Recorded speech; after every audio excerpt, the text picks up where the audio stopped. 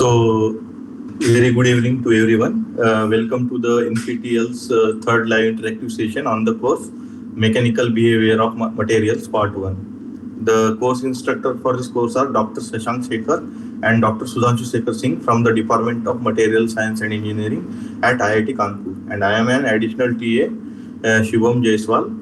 I am a research scholar in the Department of Material Science and Engineering at IIT Kanpur. So in this live interactive session, we will be going to solve some concept related questions, which are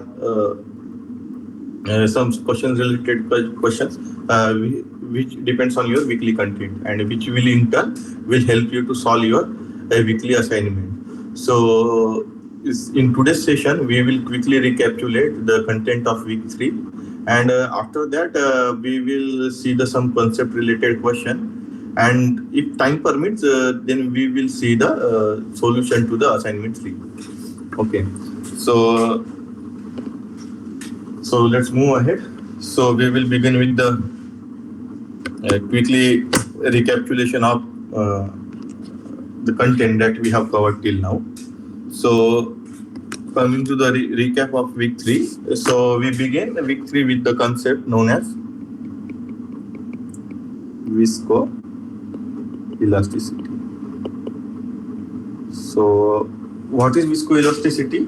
Like some materials, like especially if we are talking about polymers, they showed the time dependent deformation, and it is recoverable, means it is elastic deformation. So this phenomena is known as the viscoelasticity. So what will happen in viscoelasticity? Suppose if we have a polymer and if we apply a load, so it will show some instantaneous deformation, okay, elastic deformation. But this deformation will keep on increasing, and it will not stop with the time. So it will continuously deform. So let me write down the definition. That material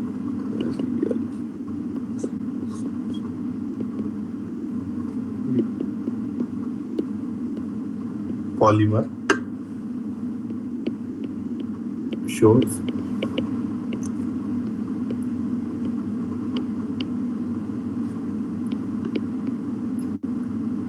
time dependent deformation, elastic, which is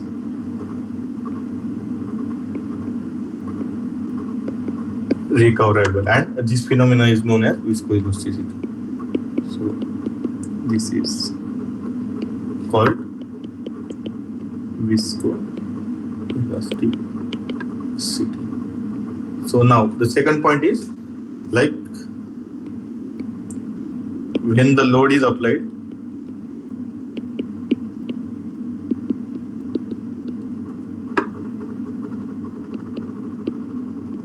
there is an instantaneous elastic deformation. Further deformation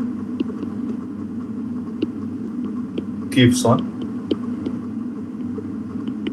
increasing, and it doesn't stop with the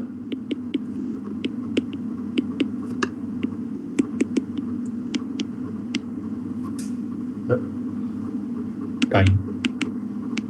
Okay, and it is different from the creep. Like in the creep, what will happen? It is the time dependent plastic deformation. So and so let me write down.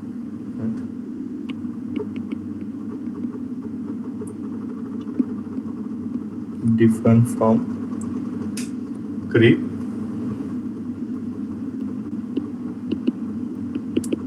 which is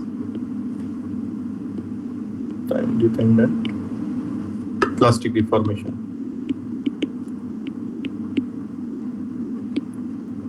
The viscoelastic deformation or strains are undesirable. Okay, so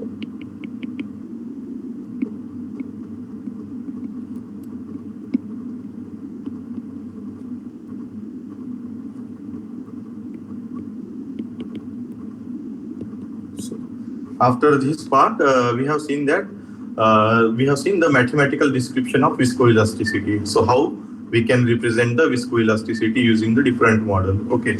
So first, if we talk about the mathematical description of the viscoelasticity, we use spring and dashpot model. So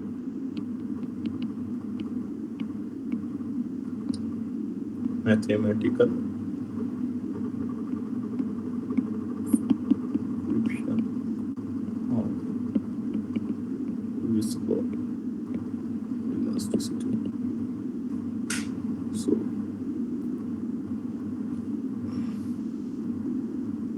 So what we use? We use generally spring and dashpot. So let me draw the figure.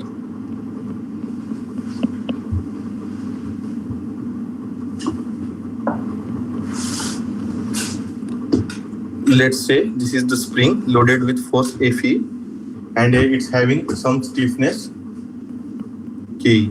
Then the deformation in the spring is given by Fe upon K, where K is nothing but a spring constant. Okay. Now, if we come to the dashpot, this is how we represent the dashpot subjected to and load of Fv. Okay. So now the deformation in the dashpot is given as Ev is nothing but Fv divided by Kv times T. It is time dependent. Okay. So where Kv represents the dashpot constant. Let me change the color.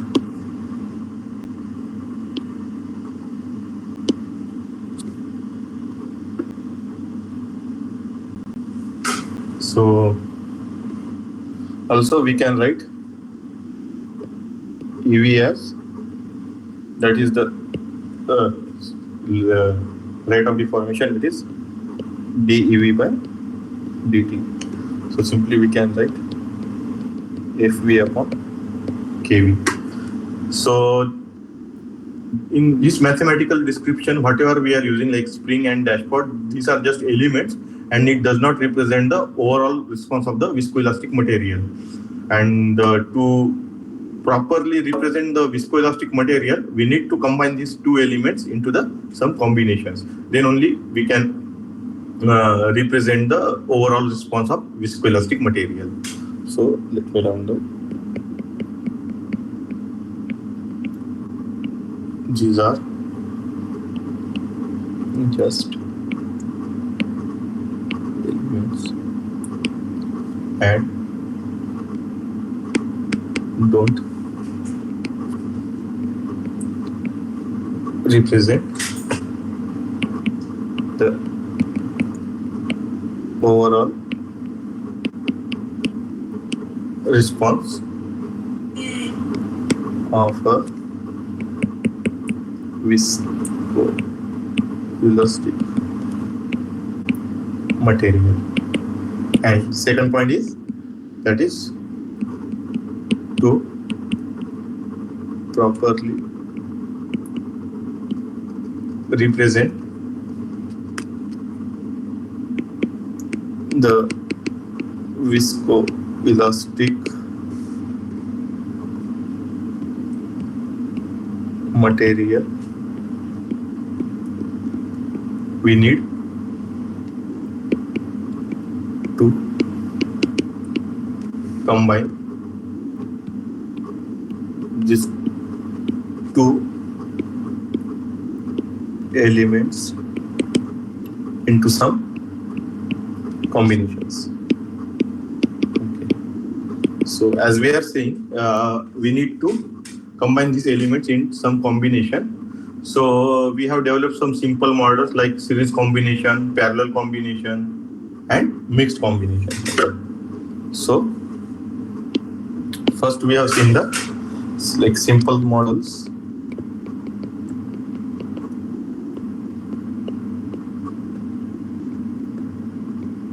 The first model that we have seen that spring and dashpot in a series, and it is also known as the Maxwell model.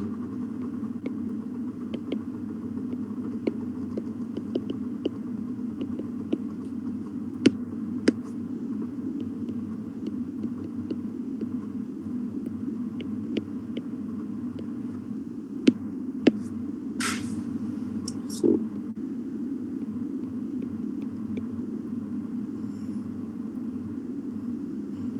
let's say this is my spring, and here I have a dashpot which is subjected to force F. The dashpot constant is kV and spring stiffness is Ke. So in this case, what will happen? The force acting on dashpot and spring is same. That is F is equal to F1 is equal to F2. And the total elongation will be the elongation in the spring plus the elongation of the dashpot. So ET comes out to be elongation of spring plus elongation of the dashpot. So we can write FE by KE plus FV by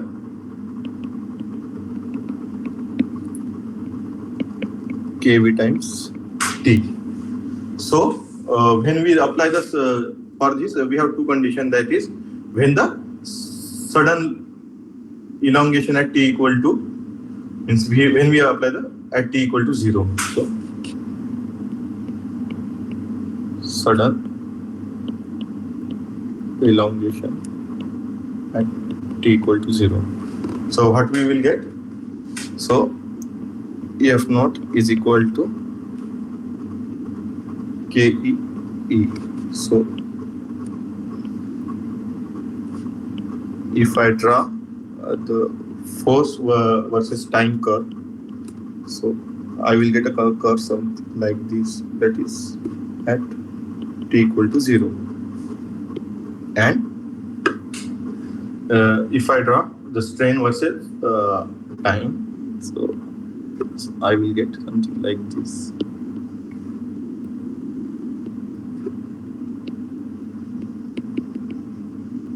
And it will keep on increasing with the time. So now the second condition is when the sudden elongation is applied.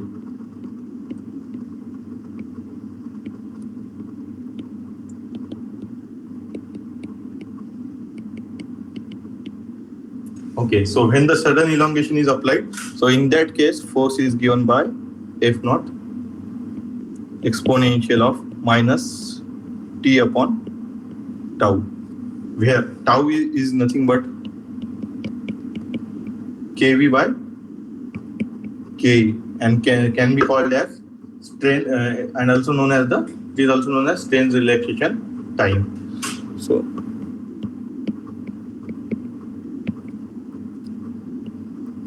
be taken as strain relaxation time. Okay, so if I draw the curves,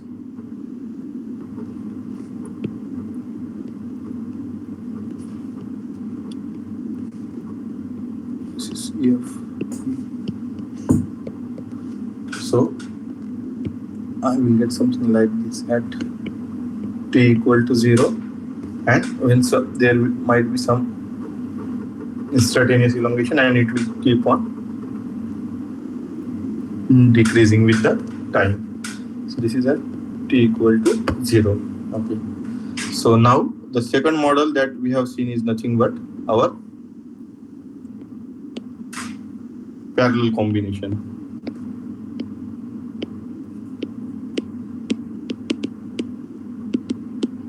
Also known as white model.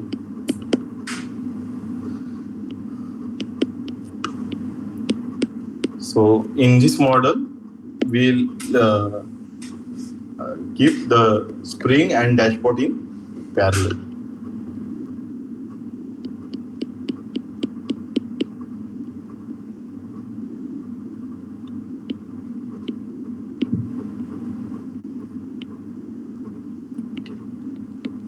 So let's say this is my dashboard and this is my spring, and I have attached some force EF.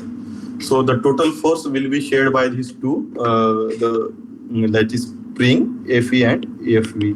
So F will be nothing but FE plus FV, and the strain in the both the spring and the dashpot will be same. So E is equal to EV is equal to EE. So when we apply at when we load some force, so at an instant the dashpot will not have any deformation. So does the spring. So at t equal to 0, the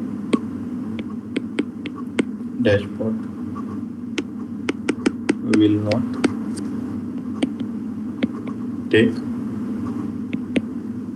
instantaneous strain. So if we calculate the strain in this condition, it is nothing but F is equal E is equal to E at infinity 1 minus exponential minus T by tau. Okay, so if I plot a curve,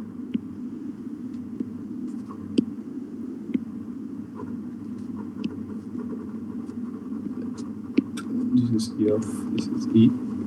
So at this is at t equal to 0, and this is E infinity, and this is our at t equal to 0, that is our E. And if we apply the sudden elongation in this case, so that case is impossible case. So sudden elongation is applied. So it is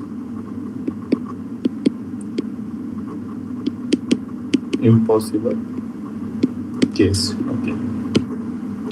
So after that, we have seen the third condition, that is the combined parallel series combination, also known as Voigt-Maxwell model. So the third one is combined parallel series combination, also known as Voigt-Maxwell model.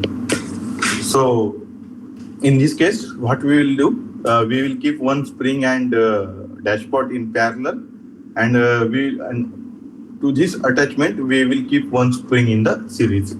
So let me draw the model.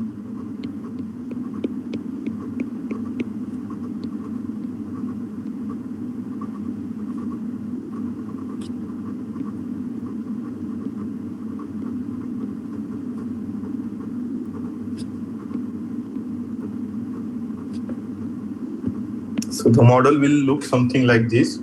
So let's say this is my F1, this is my spring constant K1, and deformation of this spring is E1, where the dashpot constant is Kv, and the force it is acting on it is Fv, and here it is A2 and K2. So in this case, whatever the force applied on the spring F1 will be shared by the spring 2 and our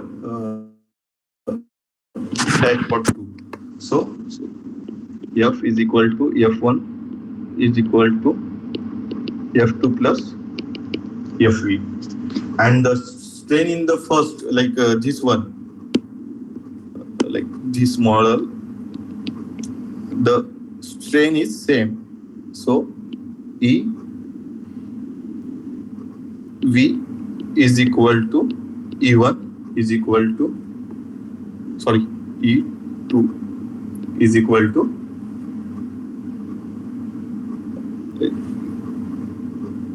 total E. Okay. Now, if I want to calculate the total strain of this model, so it will be this green part plus this orange part. So it comes out to be E is equal to E1 plus E2. So in this case, if the sudden force is applied, then strain is given by E infinity minus E naught exponential of minus T upon tau, where tau is nothing but the stress relaxation time. So tau in this case is given by Ke upon V. And when the sudden elongation is applied, sudden elongation is applied, the force is given by F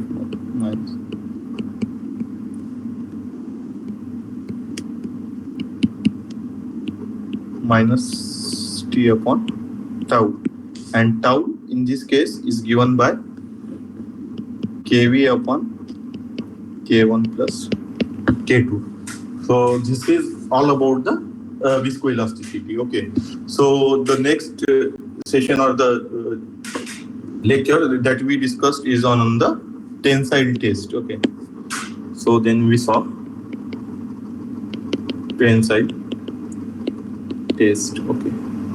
So in tensile stress, first thing that we have seen is nothing but the engineering stress strain curve and the various terminology that is associated with it.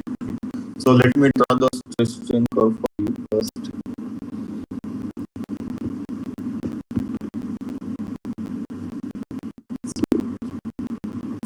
First, we begin with the engineering stress strain curve. Engineering stress strain curve, also known as AC curve. Okay. So on the x-axis we represent strain, and on the y-axis we represent stress. Okay. So let me draw the stress strain curve for you.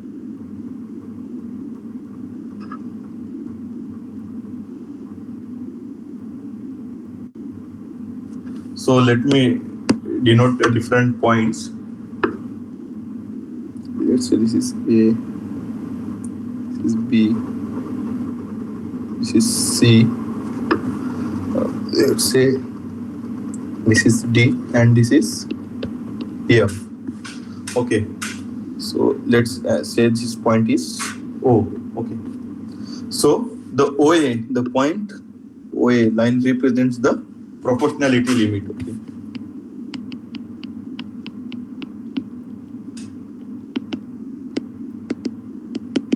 In this region only the Hooke's law is valid. Okay. And the point B represents the elastic limit. That is, elasticity is retained up to that point.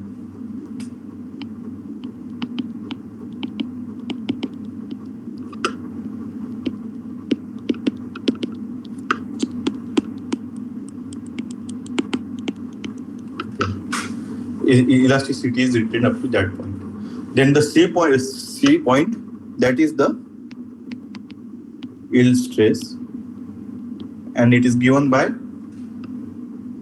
0.2% of total strain. So if I draw a line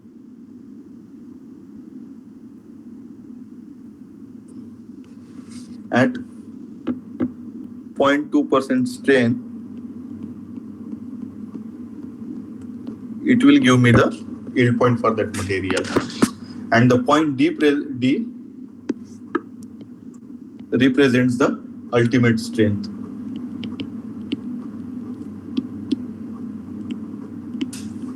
where the force is maximum, and the point F represents the fracture point. Means at this point the material will fail. Okay. So after ultimate strain, the necking will form, and eventually the material will fail at the point F.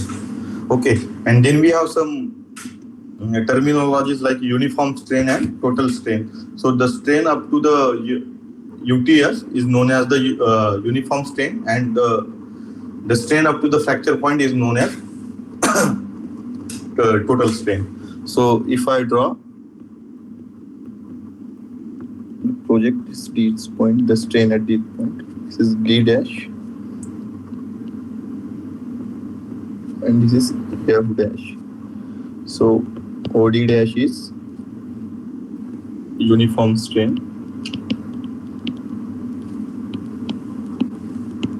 and OF dash is total strain. Okay.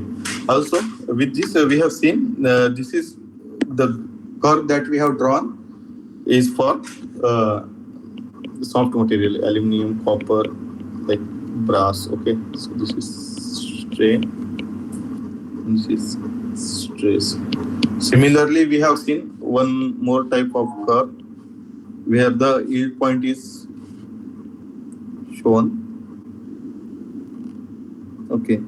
So here we are seeing some yield point phenomena, and if we consider the type of strain, so we will have elastic strain and plastic strain. So at this fracture point, this should be the strain, but due to the sub-elastic component, it will shift towards this point. Okay. So up to this portion is the plastic strain, and this is elastic strain. Okay. So, and this is about the tensile test, and so how for tensile test can we carry out it on any shape, any size? So answer is no. So there is some particular standards are associated with it. So we generally use ASTM E8 or E8M standard to carry out the tensile stress. So how does it help? So with this, the overall stress remains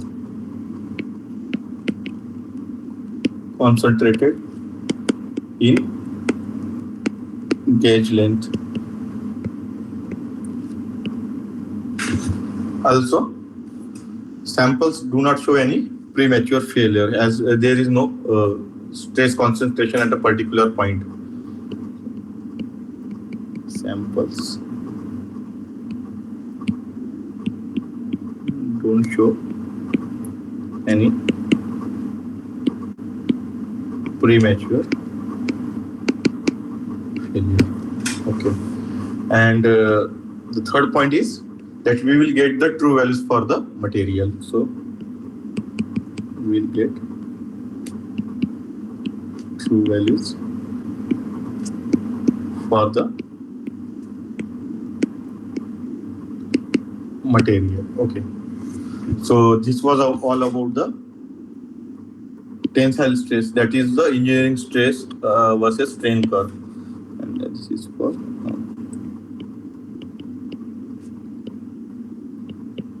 medium carbon steel. Okay. So then after that we have seen the two strain versus engineering strain curve, also known as sigma epsilon curve.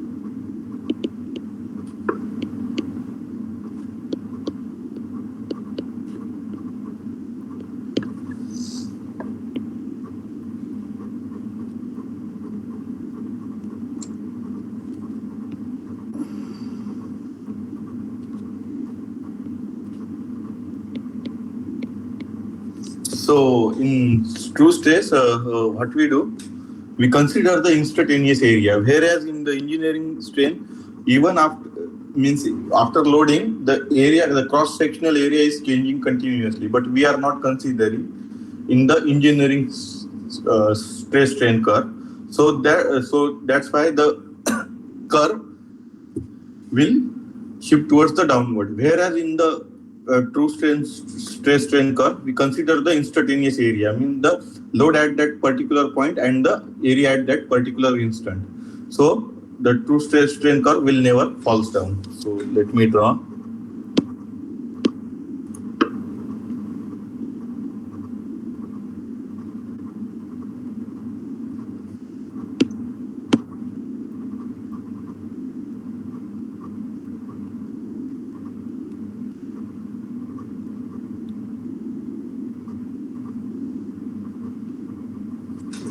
So this is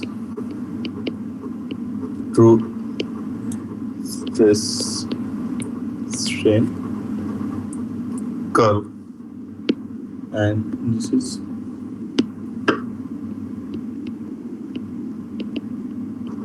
engineering stress strain curve. Okay, so this much difference is coming in the engineering stress versus true stress strain curve. So in the week 1 and week 2, we have seen how the true strain is given. So true strain is given as epsilon is equal to ln 1 plus E, where E is engineering strain and it is given by del L by L naught, where L naught is the initial strain. So now how we can calculate the true stress? Okay, so for true stress, the equation remains same, that is sigma is equal to P upon AI, where AI is nothing but instantaneous area. Okay, so and the engineering stress is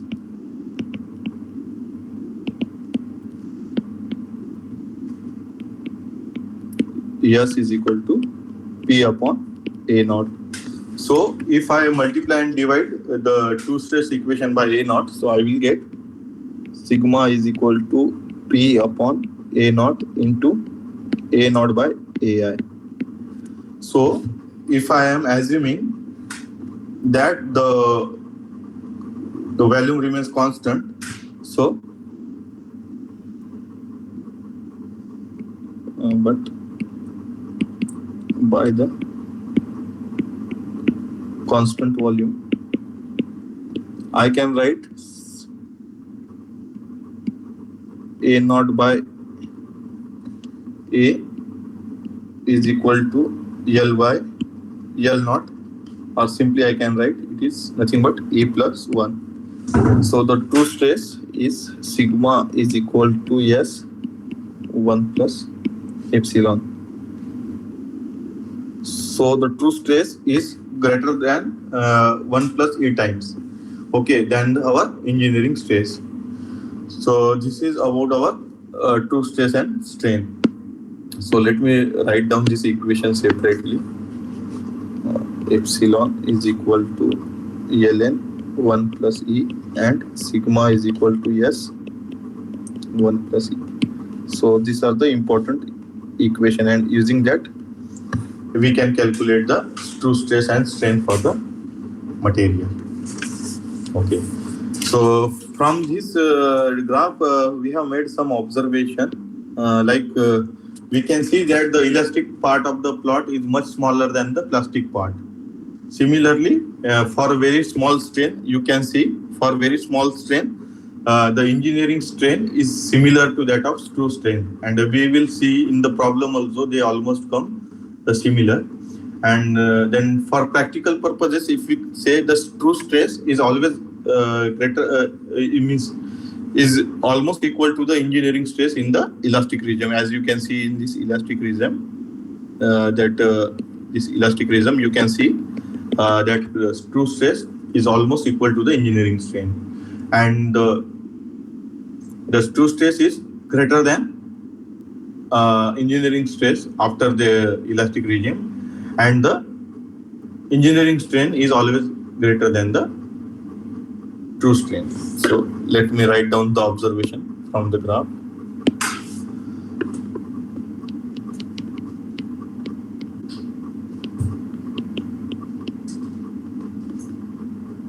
So observation.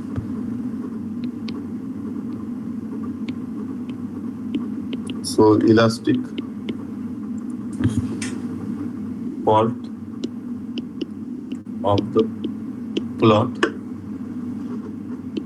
is much smaller than plastic part. The second observation that we have made is for very small strain,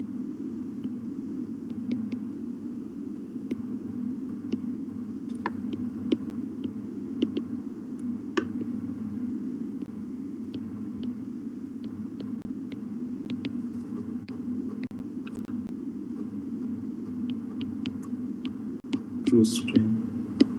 And the third observation is that for practical purpose,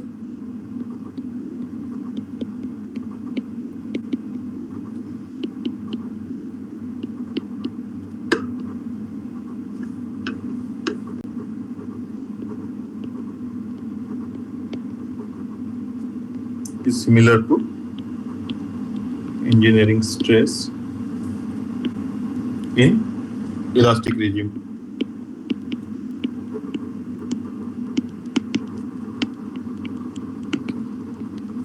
And fourth point is sigma is always greater than, yes, that is the engineering true stress is always greater than the engineering stress, and epsilon is greater than, sorry, E is greater than epsilon. So these were the some observations that we have drawn from the stress strain curve. So after that, we have seen some terminologies that is related to the stress strain curve, that is resilience and toughness.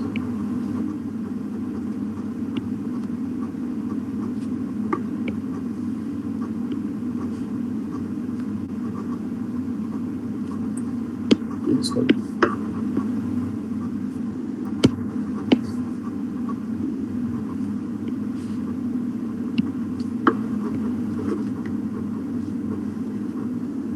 So the area under the elastic regime is known as the resilience of the material. So let's say this is my elastic regime.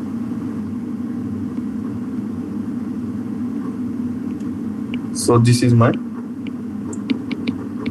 resilience, and the area under the stress strain curve, that is the whole area until the fracture point. So this is my toughness.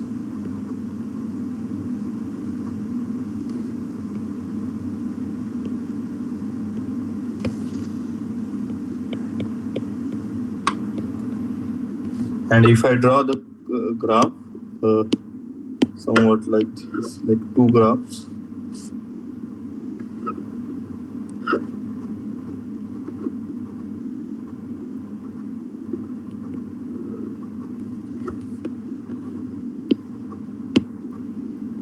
So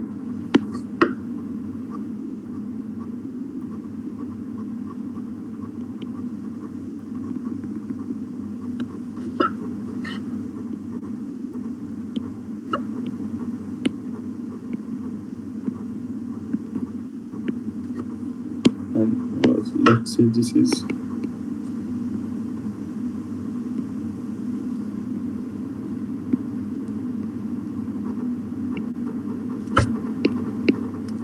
so my first material will have high resilience and low toughness, and this one will have high toughness, and low resilience. Okay. So these are the terminologies we have defined from the true strength curve. So, and after that, we have seen the Bridgman correction factor.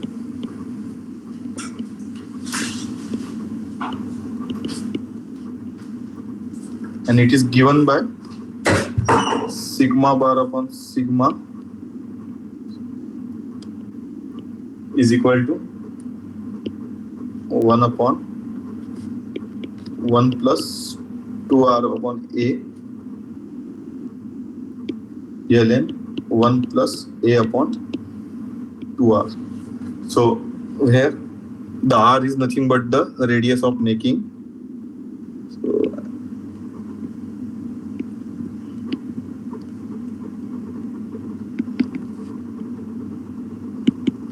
let's say this is my r and this is my distance a. Okay, and where sigma is nothing but my measured stress, and a sigma bar is nothing but my effective stress acting on the material. So effective stress, and in the end we have seen the some basic understanding of the UTM.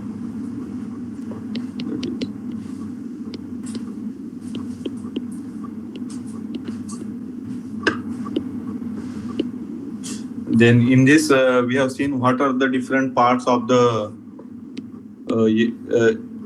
UTM machine. What are the different types of UTM machine, like one with the electromechanical system and its pros and cons. Also similarly, the second, that is the servo hydraulic system and its pros and cons. And this is all we have seen in the last week content. So this is the quick recapitulation of what we have seen in the last week content.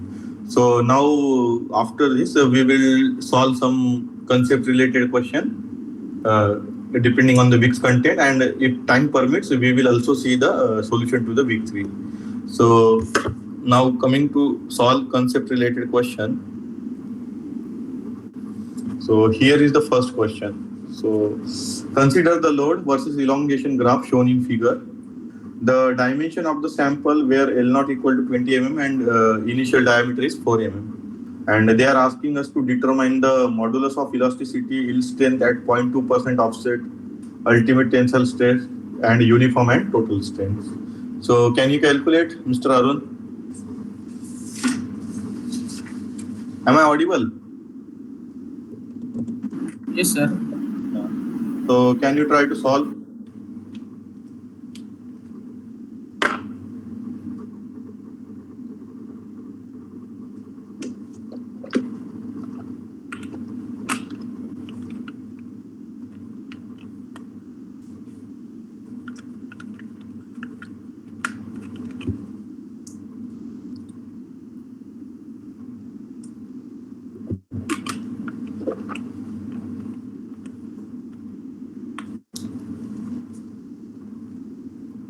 So let's solve this problem together. So what are the things that have been given?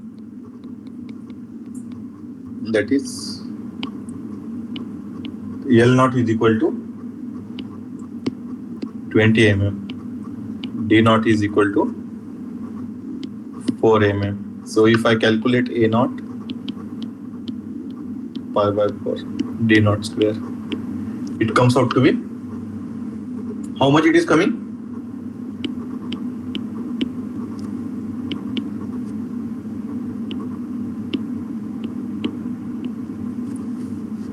Mr. Arun?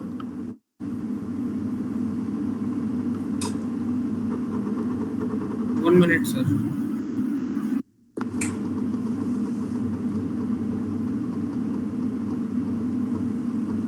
12.56. Okay, 1.56 or 1.256 meter. 12.56.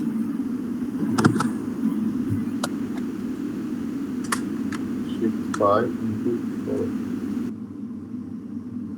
4. Oh, 1.256 it is coming. So 1.256 into 10 to the power minus 5 meter square. So now for the modulus of elasticity, we need to consider the slope of the elastic regime. So if this is my elastic regime, so I need to find out the slope, and this will give me the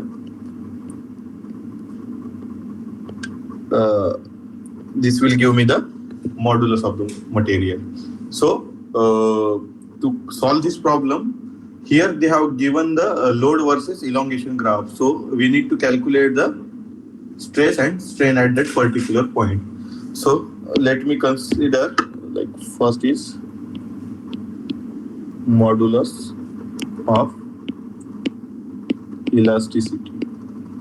So for modulus of elasticity, let's consider the 2 points. So first point is here at 0, 0, and the second point is, let's say this is, I am assuming at this point like 5.5.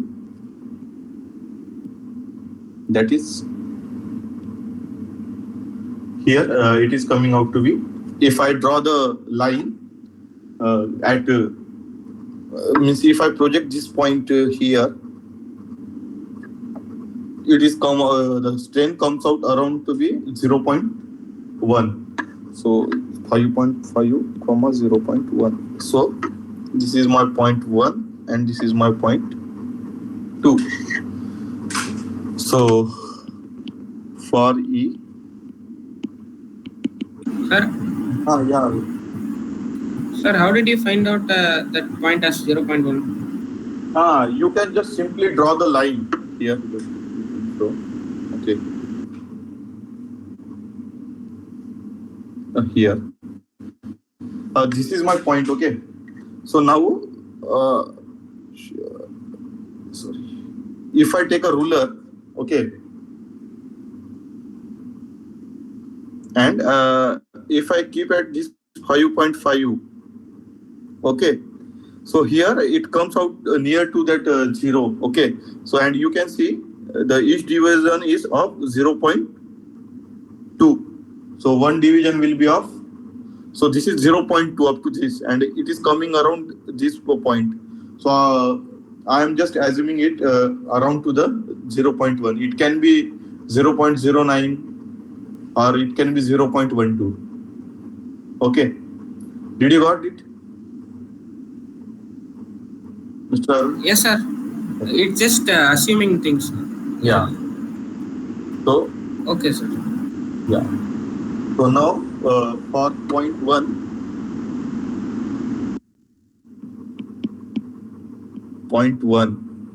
so the F1 is, that is at 0 kilonewton. So the strain at 0 kilonewton is, that is the change in length is 0 mm. So for point 2, force is 5.5 kilonewton and delta L1 is 0.1 mm. So now I need to find out the stresses at this point. So del for S1, it will be F1 by A naught. As F1 is 0,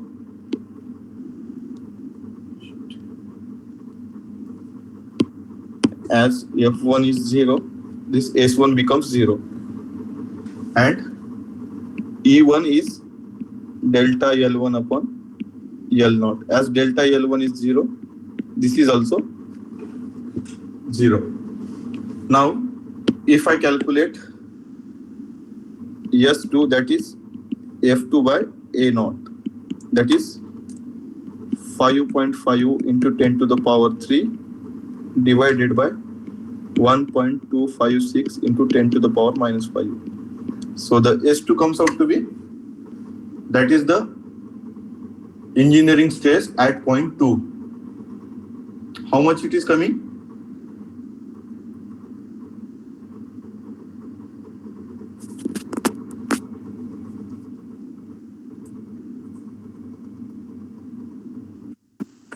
This double four and 7 zeros. Let me solve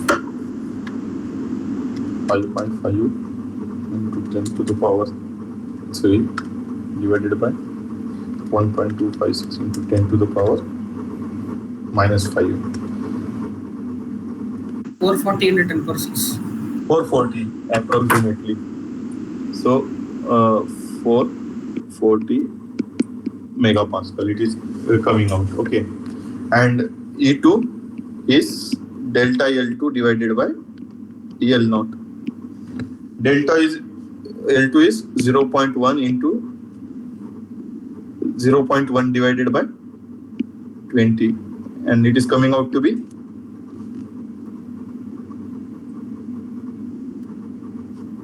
0.005. Am I correct?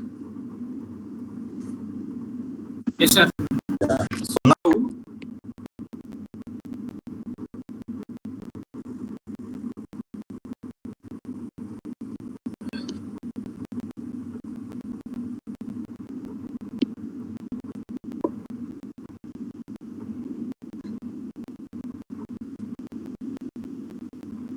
one, two, and this is my slope E.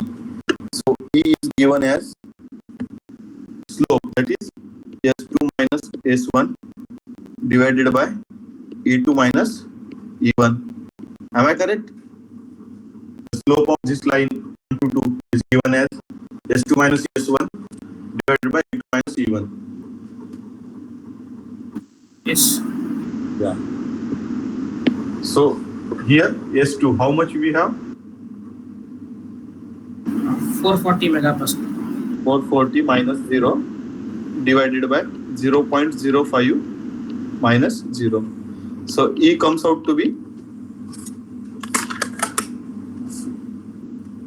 440 divided by 0.05. How much it is coming?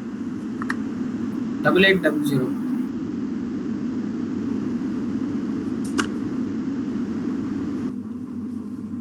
Double it. Oh, sorry, 0.005. Okay. Now check. It is coming out to be double it. 88,000. 88 megapascal. Okay. So we can write it as E is equal to 88 gigapascal. So this is the modulus, the first thing we got. Okay. Now, what they are asking, the second thing is, they are asking us to calculate the yield strength at 0.2% offset. So, yield strength at 0.2% offset. So that is, what is the E offset? That is the strain at offset is 0.2%. Or simply I can write 0.002. So now we need to find out the what is the length at this offset. Okay. So now if I calculate L offset divided by LO. Did you got it? How I write like L offset divided by L naught? That is the E offset. So, and it is 0.002. So delta L offset is equal to L naught into 0.002 into L naught, and it is into L naught is how much? It's 20. So delta L offset is coming out to be 0.04 mm. Okay. So now I need to take the offset length 0.04 mm, and I need to draw a line parallel to the means the elastic regime line, which will be crossing through the L offset at 0.04. So now if I consider this is the case, so this is 0.02, okay, and this is here it is each division is of 0.2. So the half division will be 0.1. So if I take a ruler, okay, and I take a line parallel to this one, okay, this black line you can see, okay, and I pass it through the point where L offset is 0.04. So let's say this is the my blue point, okay. Here you can see here, sorry, here you can see like I am passing the line at 0.04 and it is intersecting at F is equal to 6 kilonewton. Did you got it, Mr. Arun? Sorry, sir. What is this? So first, what they have asked us to calculate the yield strength at 0.2% offset. So what they are saying that the strain is 2%.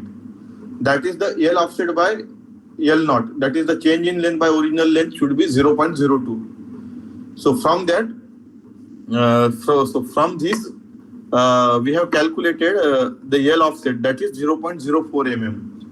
So the line should pass through the from 0.04 mm such that it is parallel to this line, that black line. Here you can see this is black line, okay. This black line you can see, okay. So if I am drawing line parallel to this black line and passing through point 0.04 mm, so it is cutting this curve at F is equal to 6 kilonewton. Now you got it? Yes, sir. Yeah. So L offset at, so now if I take like from the graph that is at L offset equal to 0.04, F is 6 kilonewton. So yield strength is nothing but F yield divided by A naught. So the F is how much? 6 kilonewton, 6 into 10 to the power 3 divided by 1.256 into 10 to the power minus 5. So yield strength is coming out to be how much? Mr. Arun?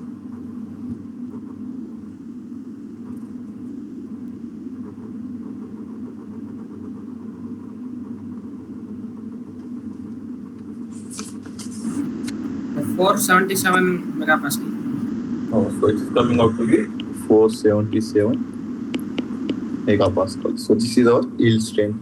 So this is our answer to the second question. Now, what are they asking? They are asking us to calculate the ultimate tensile strength. So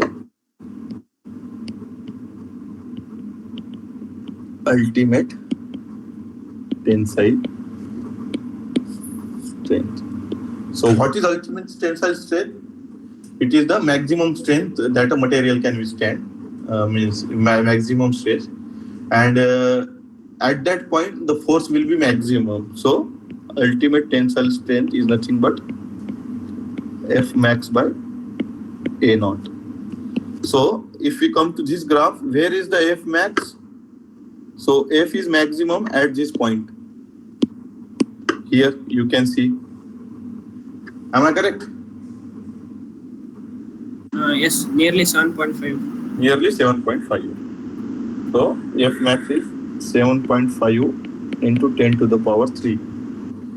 So here let me write from graph F max is 7.5 kilonewton divided by area is how much? 1.256 into 10 to the power minus 5. So the UTS is coming out to be how much?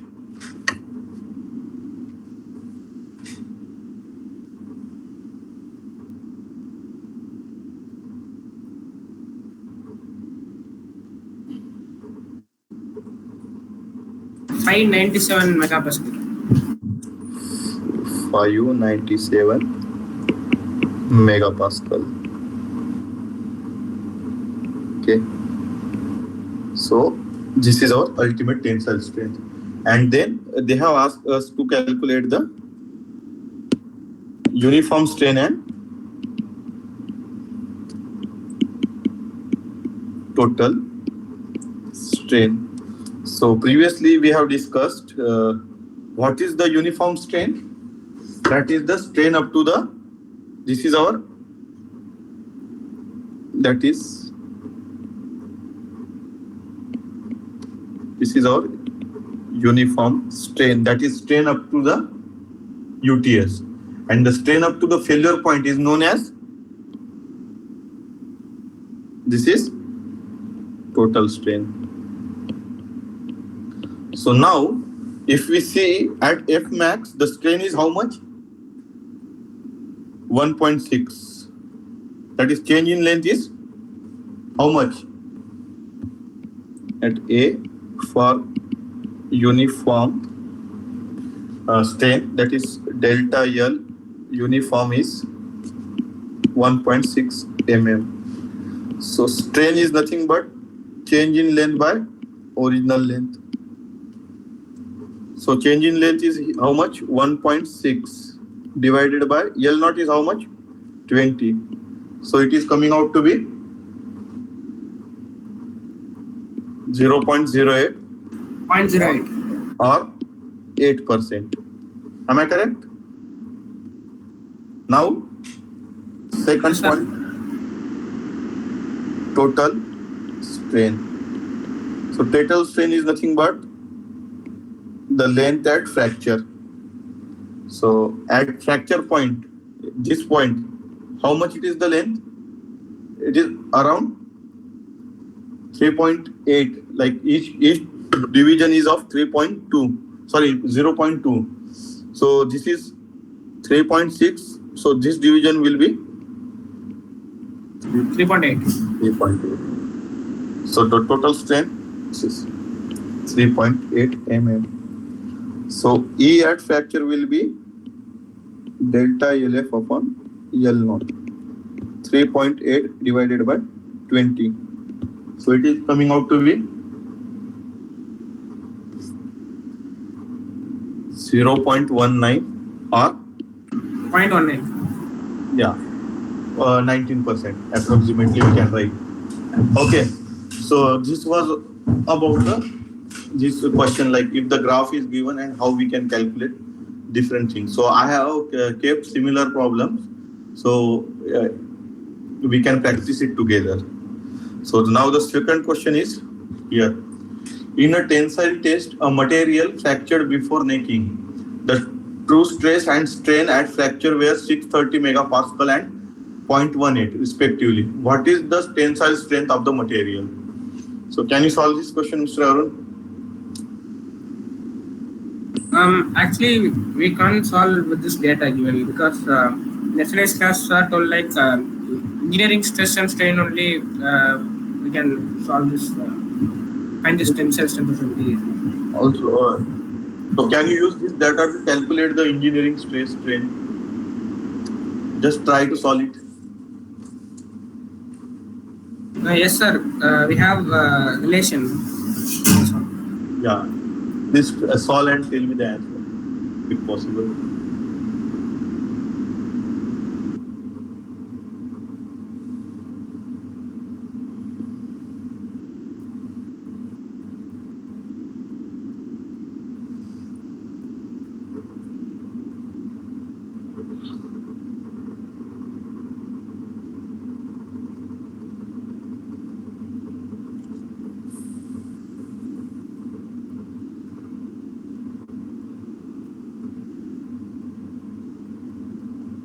So here, 526 megapascal. 526 megapascal. yeah, it's correct. So what they have given, sigma is equal to S into 1 plus E. yeah, Oh, and sorry. That was the relation. yeah, it's 0.18. So now we know the relation between the true stress and the engineering stress and true strain and engineering strain. So sigma is S 1 plus E and epsilon is equal to ln 1 plus E. So now if I use this equation and I keep the values 0.18 ln 1 plus E. So now if I take a antilog or exponential on both the sides, so I will get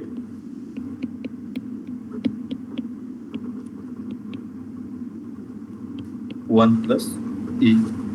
So E is equal to exponential 0.18 minus 1. So E comes out to be, how much it is coming? 0.197. Is it correct, Mr. Arun? Yes, sir. Yeah. Now, if I put this value in this equation, so only one unknown is there, so I will get my answer. So that is sigma is 630 equal to S 1 plus 0.197 and S is coming out to be 526 megapascal. This was a simple question. So now try to solve this third question. That is, in a tensile test, the engineering stress is 100 megapascal at an engineering strain of 0.20. Find the corresponding values of true stress and strain. At what engineering stress and strain in compression would the values of sigma and epsilon equal those of value of sigma and epsilon? So how much engineering stress, first they are asking us to calculate the true stress and strain in a tensile test. Then they are asking us at what engineering stress and strain in compression the values will be, the values of the true stress and strain will be same as that of tensile test. So can you solve this? Yes, sir. Yeah, right.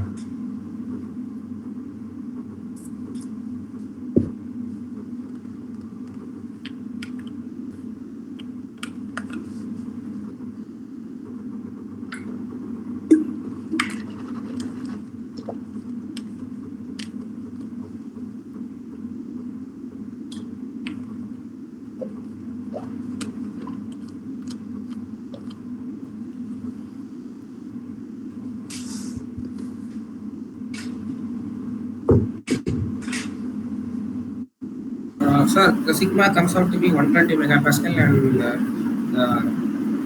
the epsilon comes out to be 0.18. Okay, it's correct. Now what about the in compression, the value of epsilon and value of E and value of S?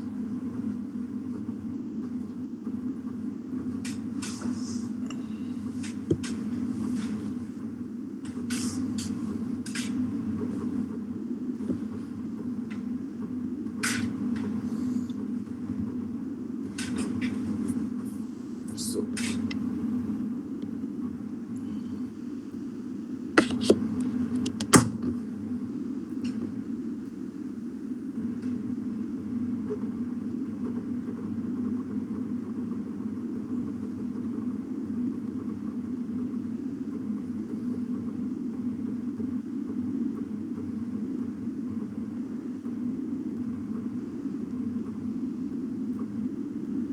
did you got the answer, Mr. Arun? No, sir. Actually, I didn't understand the second part. Okay. So we'll solve it together.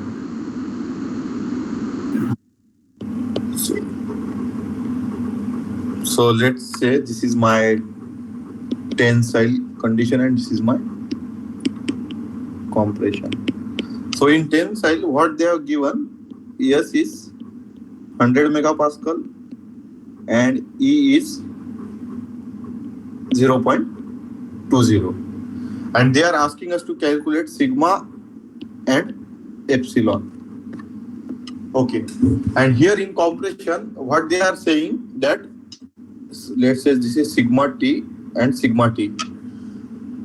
So what they are saying, when sigma T is equal to sigma C, what will be the value of SC and EC? Now can you calculate, Mr. Arun?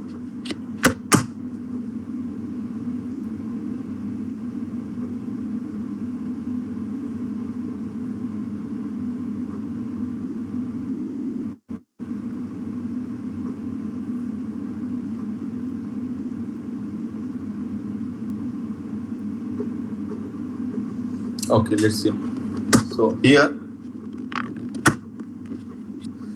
we have the relation that is sigma is equal to 1 plus E, S into sigma plus. Here if I keep 100, 1 plus 0.2, this sigma comes out to be 120 megapascal and epsilon is ln 1 plus E. So ln 1 plus 0.2. So epsilon comes out to be 0.182. Okay. Till this point you got, Mr. Arun, am I right? Yes, sir. Yeah. So now what they are asking, if in compression the true stress is similar, true stress and strain is similar to that of in the tension. Okay. In case of compression, if the true stress is similar to that in case of tension, so what should be the your engineering stress and strain? So simply I will keep this value here with the negative sign. That is sigma C should be minus 120 megapascal. That is, it is in compression. That is why it is negative sign. Okay. And the strain should be also in negative. That is minus 0.182 because the length, the dimension is going to reduce. Am I correct, Mr. Arun? Yes, sir, absolutely. Yeah. Now I have the relation sigma S 1 plus epsilon. Here sigma is how much? Minus 120. S is unknown. 1 minus 0.182. So S is coming out to be how much?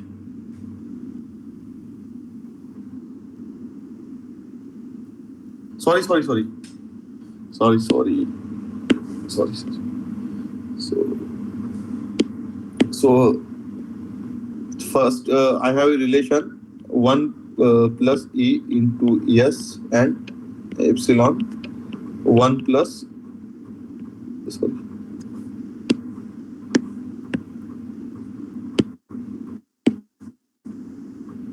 ln of 1 plus E. So this E should be of compression. Yeah, EC. So I don't know the value of E compression. That is the engineering strain in compression. So I will use this second equation first. That is epsilon I have known minus 0.182 into ln 1 plus EC exponential minus 0.182 ln, sorry, no ln here, 1 plus EC. So EC is coming out how much? Mr. Arun?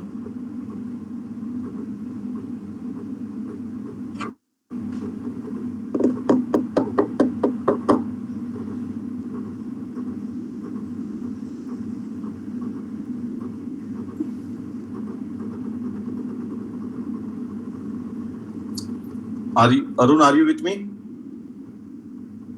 Yes, sir. Yeah. So how much EC is coming out? That is the strain in compression.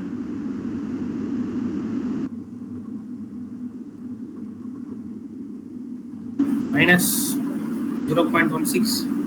Minus 0.16. Now, what it conveys that when the my compression means engineering strain in compression is minus 0.166, at that point my strain will be minus 0.182. So if I put this value in this equation, that is sigma is equal to S1 plus EC.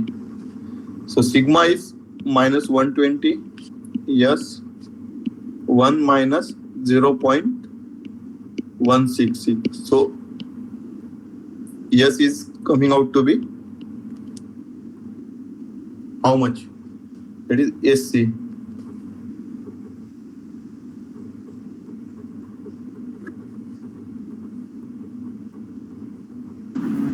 Minus 143.88. Minus 143.88 megapascal. So here you can see, like if I need to generate the true stress of 120 megapascal, I need to apply a means if the engineering stress is of 100 megapascal, the true stress will be of 120 megapascal. So if in the compression I need to generate the same strain, that is 120 megapascal, I need to apply a stress of minus 143.88 megapascal. So this was about our third question. Did you got it? How we solve, Mr. Arun? Yes, sir. Could you please repeat the last point? What did you say? Yeah. So in this question, what they have asked, like if in the tensile condition, if the engineering stress is of 100 megapascal, how much true stress and strain is coming out? So we have calculated here in tensile condition. Now in compression condition, what they have asked to generate the true stress equivalent to that of tensile in case of compression, how much engineering stress or strain should we apply? So that we have calculated here. Okay, sir. Okay. Yeah. So this is our third question, and that is a 13 diameter tensile specimen has a 50 gauge length. The load corresponding to 0.2% offset is 6,800 kg and the maximum load is 8,400 kg. Fracture occurs at 7,300 kg. The diameter after fracture is 8 and the gauge length is at fracture is 65 And they are asking us to calculate UTS offset means yield strength at 0.2% offset, breaking stress, total elongation and reduction in area. So this is similar to our first problem, but the thing is that instead of the graph, they have given values directly. So please try to solve this question.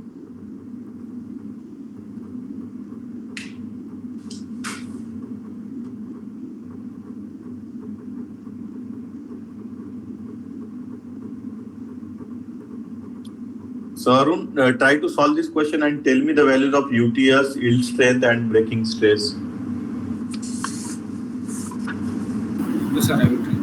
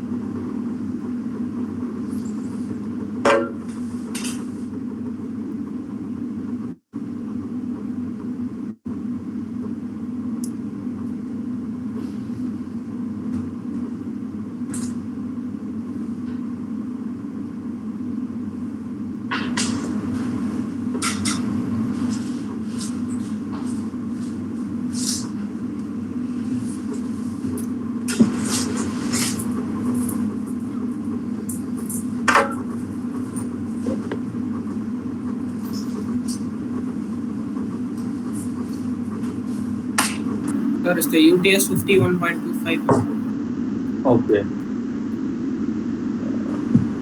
What about yield strength?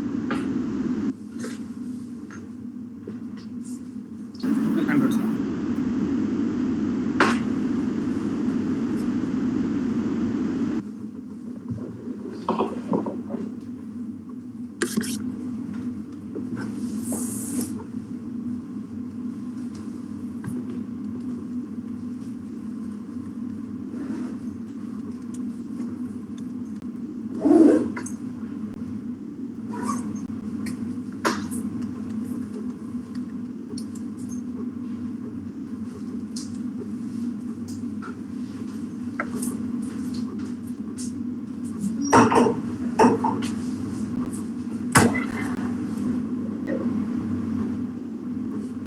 Sir, yield strength 55. You are doing it somewhere carefully. Okay. Let us solve together. So you will understand that did you make a mistake. So what they have given a 30 diameter. So initial diameter. So let me write down the given things. That is D naught is 13 So from this I can calculate area, that is pi by 4 d square. It is coming out to be 1.327 minus 4 meter square. Is it correct? Yes, sir. Yeah. Now what they have said, the tensile specimen has a 50 gauge length. So gauge length is L naught.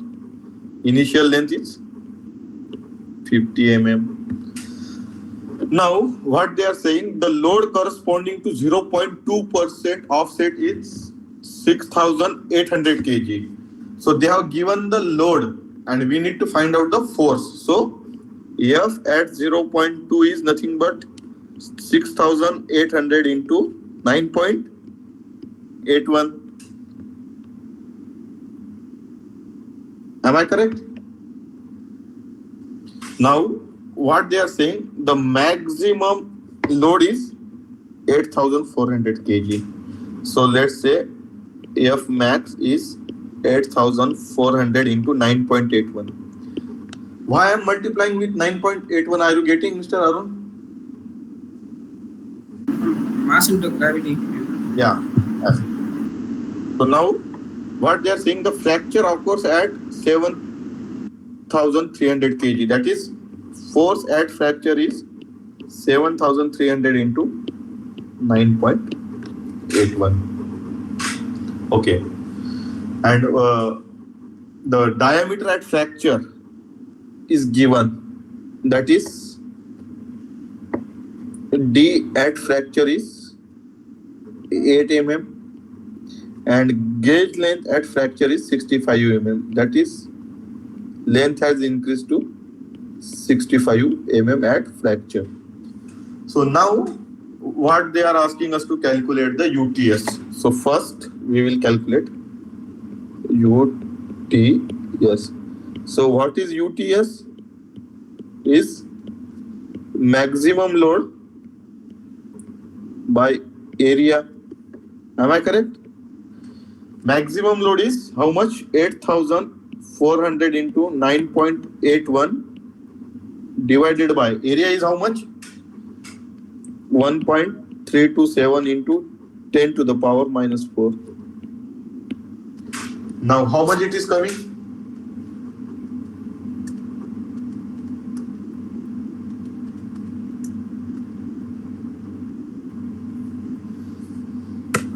Arun?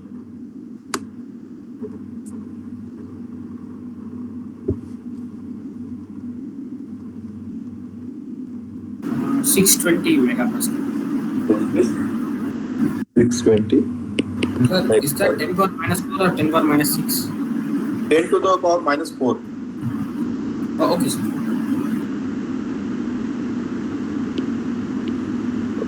10 to the power. Now it is clearly visible, na? 10 to the power minus 4. Yes, sir. And this is 620 megapascal. Now, what they are asking, that is 0.2% offset yield strength. So, yield strength is nothing but the force at 0.2% offset divided by A naught. Force at 2% offset is 6,800 into 9.81 divided by 1.327 into 10 to the power minus 4. How much it is coming?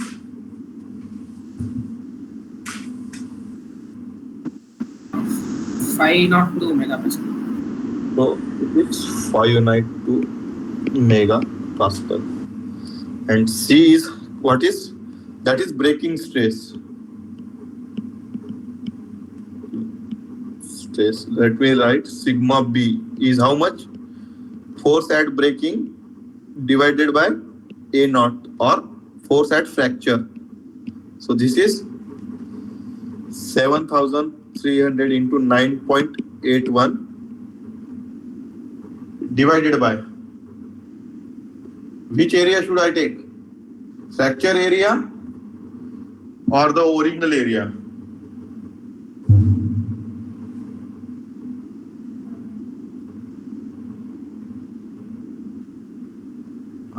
Mr. Arun?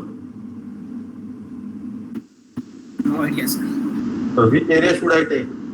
The area at the fracture or the initial area?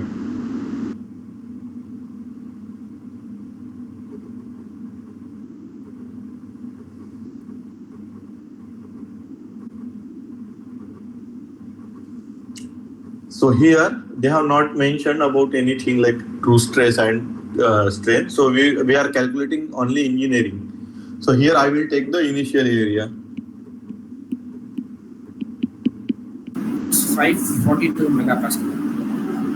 How much? 542 megapascal. 342 megapascal. And next they have asked about the what is that total reduction or total elongation. Total elongation. So they have basically asked about the stress, that is the E total, that is nothing but delta L upon L naught. So length at the fracture minus initial length divided by initial length. So LF is how much? 65 minus 50 divided by 50. So it is coming out to be how much? 0.3. 0.3 or 30% elongation. Means by applying load, the material has elongated by 30%. Okay. Similarly, fourth thing, what they have asked, that is reduction of area. So similarly, what we are calculating, that is the reduction of area. So how much it is? Area at final minus area initial minus area at final divided by area at initial. So this is pi by 4. Initial diameter is 13 square minus pi by 4. After fracture, how much is the diameter? It's 8 millimeter. okay. So 8 square divided by pi by 4, 13 square. So it is 13 square minus 8 square divided by 13 square. So how much reduction in the area is coming out to be? 62%. 0.60. 0.62 or 62%. So the diameter or the area, it is reduced by how much percent? 62%. So this is about our the problem when the instead of the graph they have given us the terminology of the forces in wording. And now coming to the next question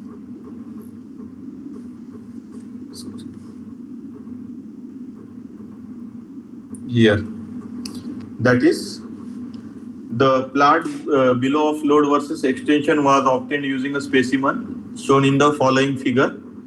Uh, of an alloy remarkably similar to the aluminum killed steel found in automobile fenders, woods, etc.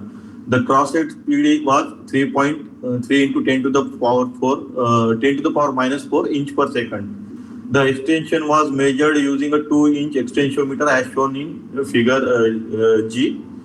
8 points on the plastic part of the curve has been digitized for you. Use this point to help answer the following question.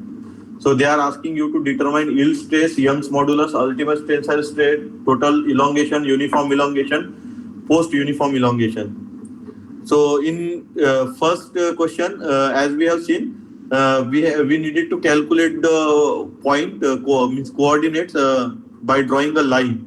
But here they have given the coordinate itself. So can you try, Mr. Arun? This is the same question to that of the first. So here we need not to find out the coordinate using the scale. They have directly given you the point. So can you determine the things?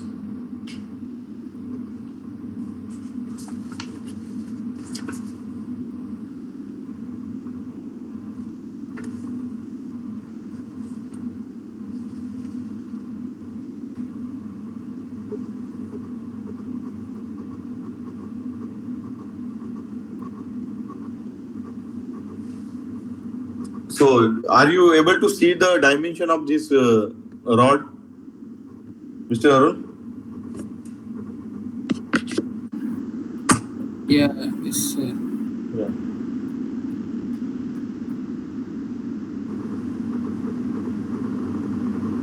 And they are asking us to in the last part plot the engineering and true stress strain curve on a single graph using the same units.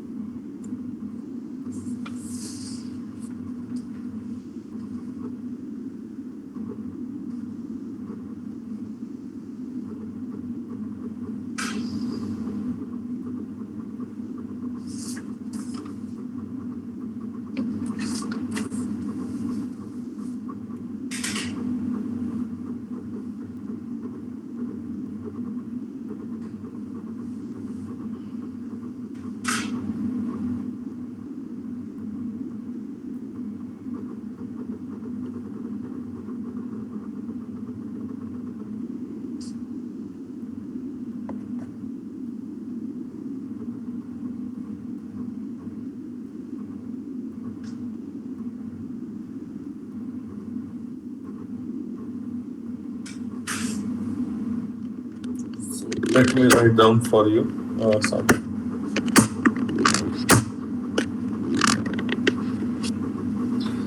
This is fracture. Okay. This is nothing but our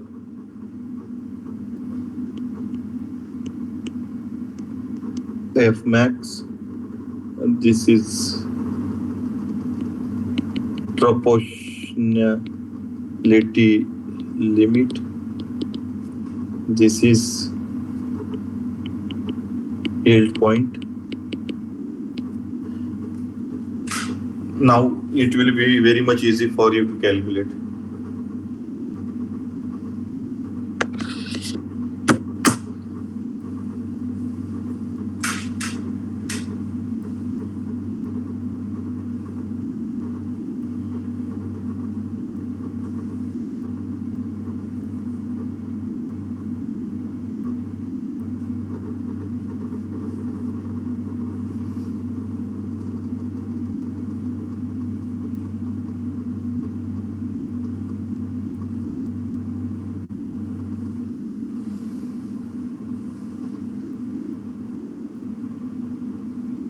Everything is given in inches. Yeah, in case you can keep the unit same. No need to change it because Okay. the because the load is given in the pounds. So means that is with pound per inch square or Okay, sir. Pascal PSI. Pas, Okay, sir. it will come out in PSI.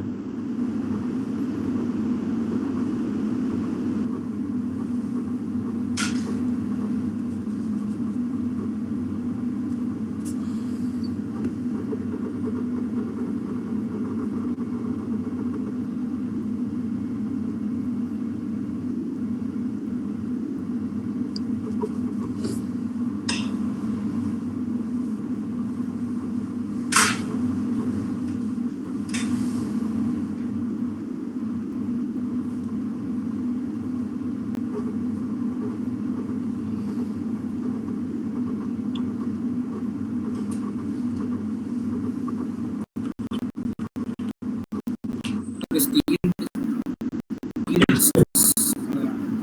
Yeah. 51.5. 50? 1.5 yield No, no, stress. no. Wrong.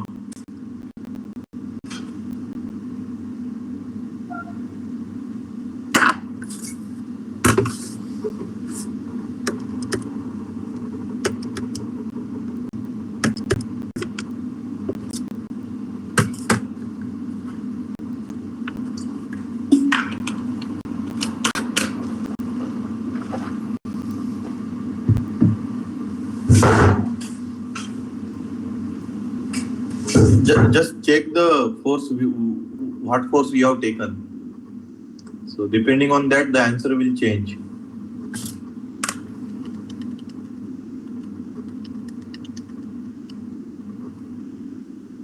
So have you taken the force as 0.004, Mr. Arun? Sir, What force you have taken for yield point? And what is the area we have taken? area I found out like 5/4 into diameters. No, no, no. That's where you did the mistake. Here you can see in the diagram, they have shown you the cross section. Here you can see the cross section. The cross section is rectangular.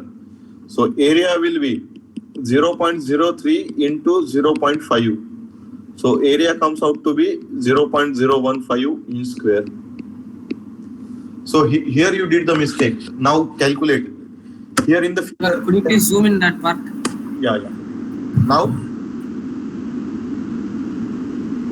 Yes, sir. Here you can see they have given to the cross section as rectangle. If it is circle, then only you can take 5/4 d square. This is G is your gauge length. That is 2 inches.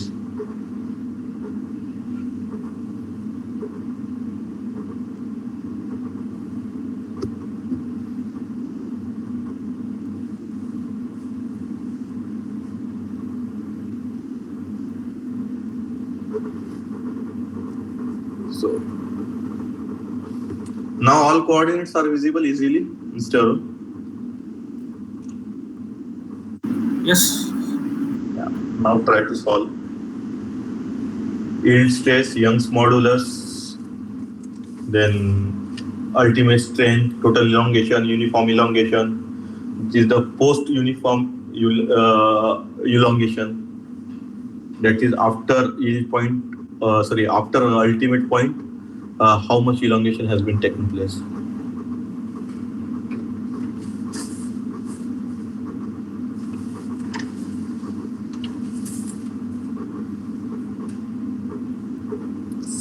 Sir, for calculating yield stress, we should take the stress which is at the fracture point, right? Huh? Is it right? What? For calculating yield stress, we should take the stress at the fracture point, right? Am I right? No. At yield point, you are calculating yield stress. That's why you should consider the stress at yield point. Okay. Yeah. So load at yield point you should consider. So let me solve with you. Then is it 30,533? Yeah, it's correct. let's see this problem together. So here, uh, you can see first thing they have asked us to calculate the yield stress. Yield stress. So for yield stress, what is yield stress? Fy upon A naught. That is the force at yield point.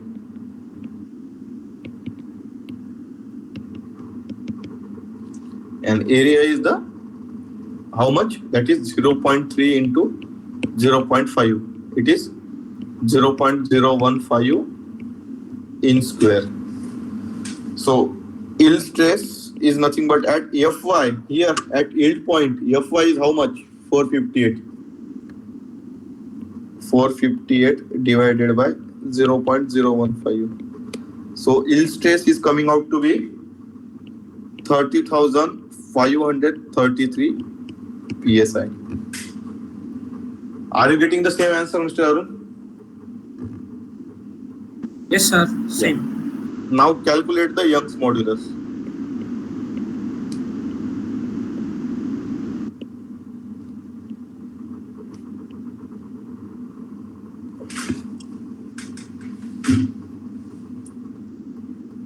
How we can calculate Young's modulus? That is Slope. sigma upon E. But here they have given us the coordinates, so no need to calculate the slope. Okay. So Young's modulus. So the Hooke's law is valid till what point? Up to proportionality limit.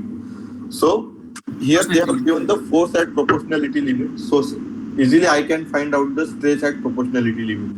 And similarly, they have given us the elongation taken place. Okay, that is how much extension has been taken place. So sigma will be at proportionality point, that is F at proportionality divided by A naught.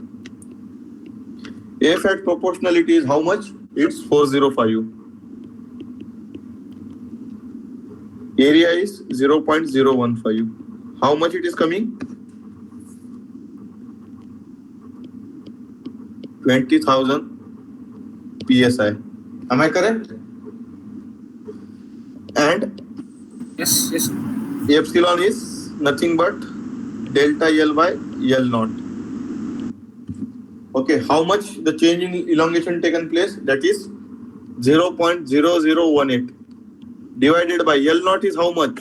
This is your L naught gauge length is 2. So E is coming out to be how much?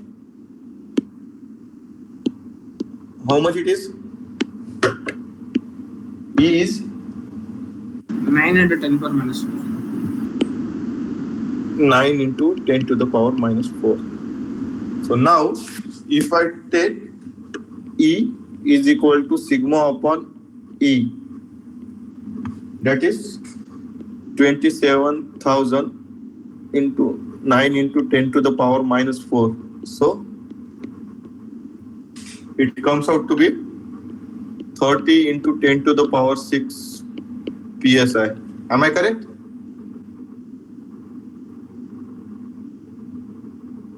Arun?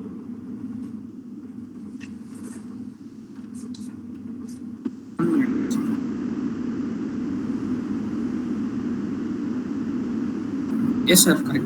Yeah. Now, third thing, what they have asked us to calculate ultimate tensile strength, UTS. UTS is given by F max upon A naught.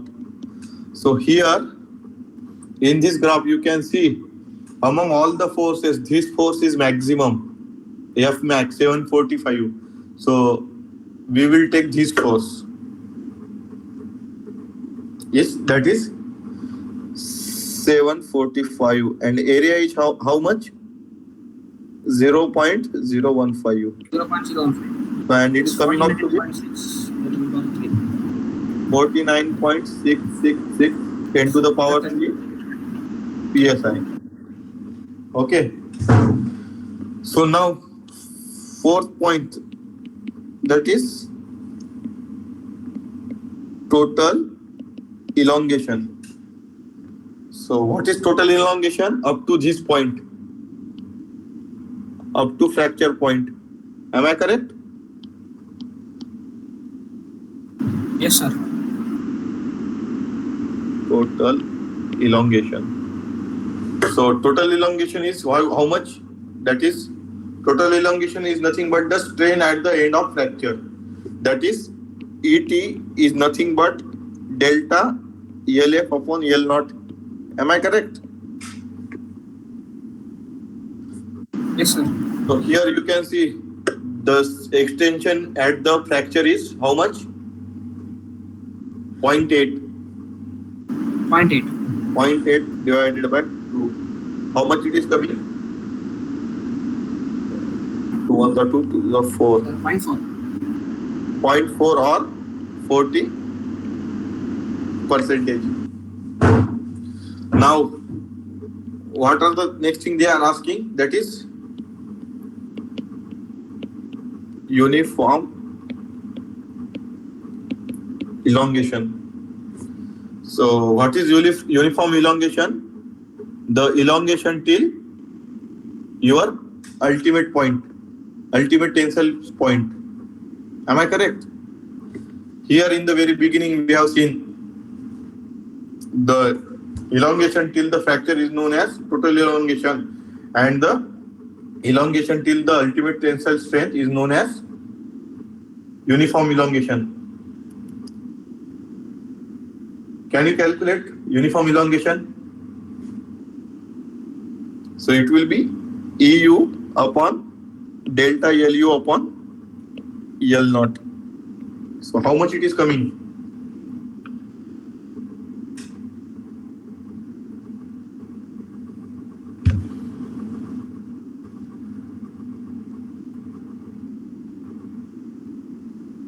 Mr. Arun?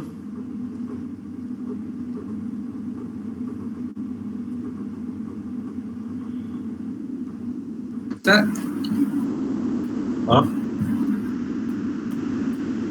Yeah, Arun.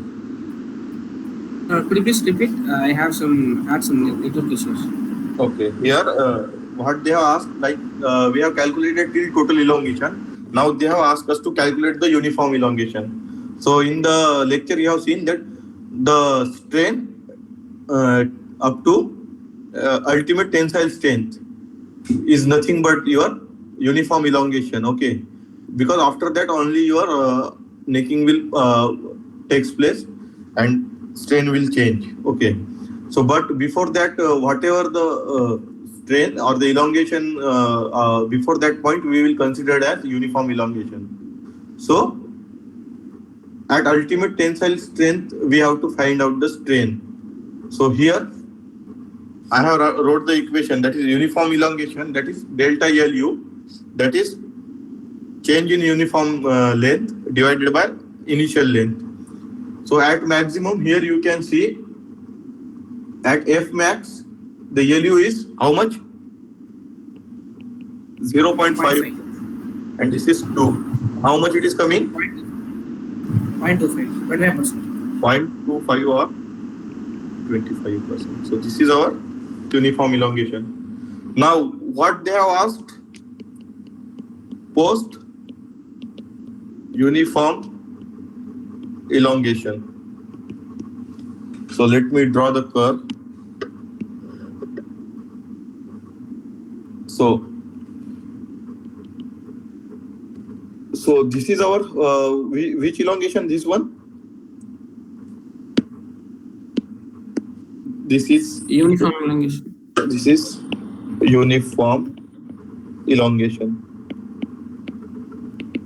and this is our Total elongation. Total elongation.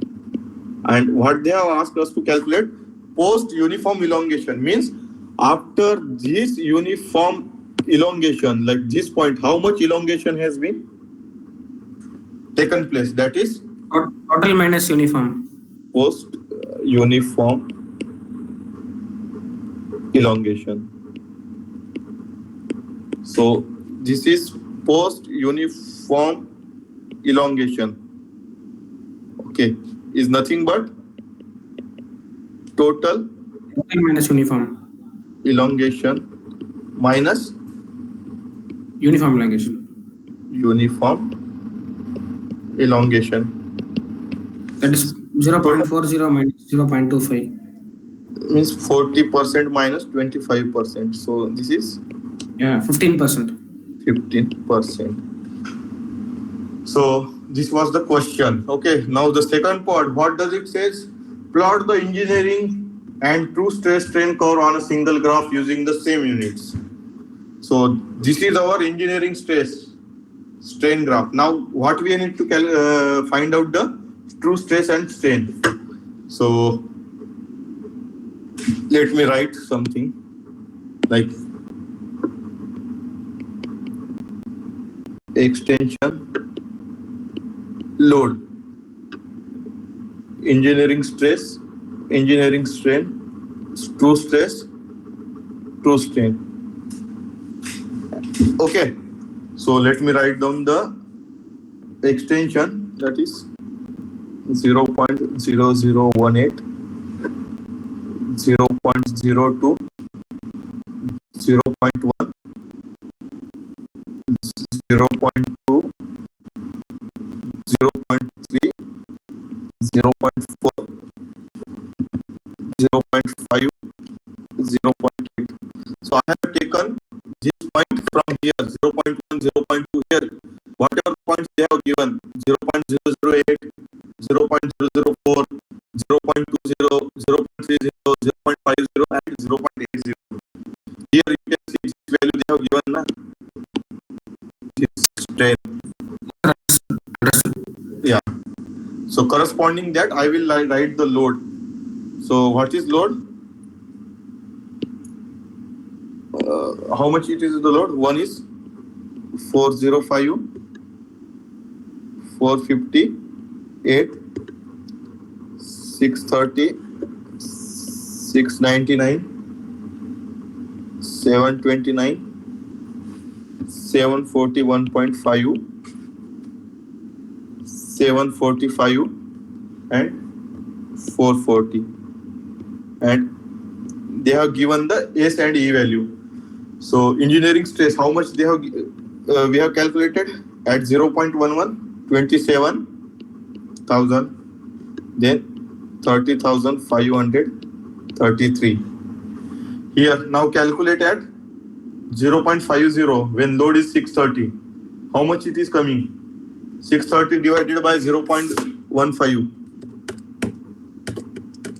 0.015. This we can calculate. S is equal to F upon A naught. 42,000. Okay. This value 46,600. This value 48,600. This is 49,433. This is 49,667, and this is 29,333. You will get this value, okay, if you use this equation, that is S is equal to F upon A naught. And the engineering stress is directly given there. Am I correct? Mr. Arun? Sir? Yeah. Yeah. Mr. Arun, tell me. Engineering stresses? F upon A naught means load upon that initial area. Yeah, yes, sir. Yeah. So, using this equation, you can calculate these values. And this is? Yes, sir. Understood. Yeah. This is 0.4. Now, true strain and true stress, you can calculate using equation. Sigma is equal to S 1 plus E. And strain, ELN 1 plus E. So here you have the value of S and E. You can calculate the values of stress and strain. So you should get the values like this. So I have calculated myself. So just after this lecture is over, you can tally the value. Okay.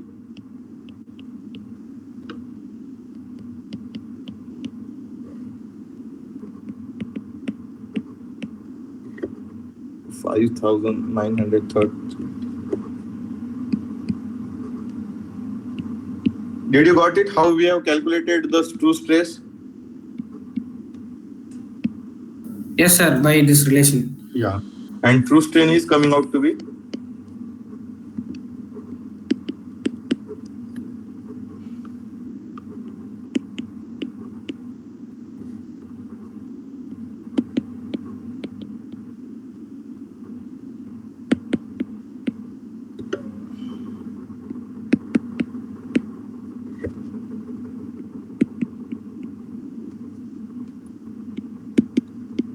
okay. So this curve we got. Okay. Now this is my which part? Engineering. Okay. Engineering stress and strain. And this part belongs to True stress and strain. true stress and strain. Okay.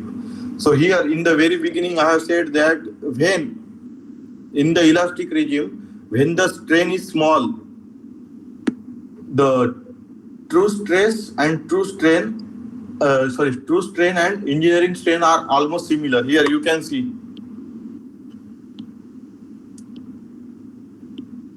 Are you able to see? Like they are almost similar when they are very small.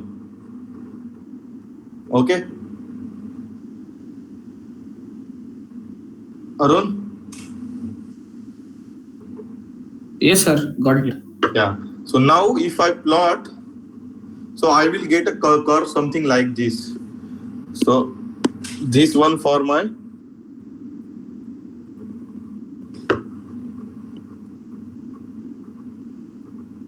this is my engineering stress strain. And this is my which one? True stress strain. So in the observation, we have seen that the true stress strain curve will always lie left to that of engineering stress strain curve. Here you can see this point, 8 point, and here it is totally at the end, at the left. Is it not? Yes, sir. So did you got it? How we have plotted? Like we just took that coordinate. Yes, sir. Like for that respective strain, how much is the stress, and we have plotted this graph. Yes, sir. Okay. So do you have any doubt till now? Sir, why is true stress strain graph is like following this manner, and why is engineering stress strain graph is like this, sir? Is there any other reason? Yeah. So here, like if we consider the engineering stress, that is force upon area. Okay, this area is initial area, whatever be the initial area. So if suppose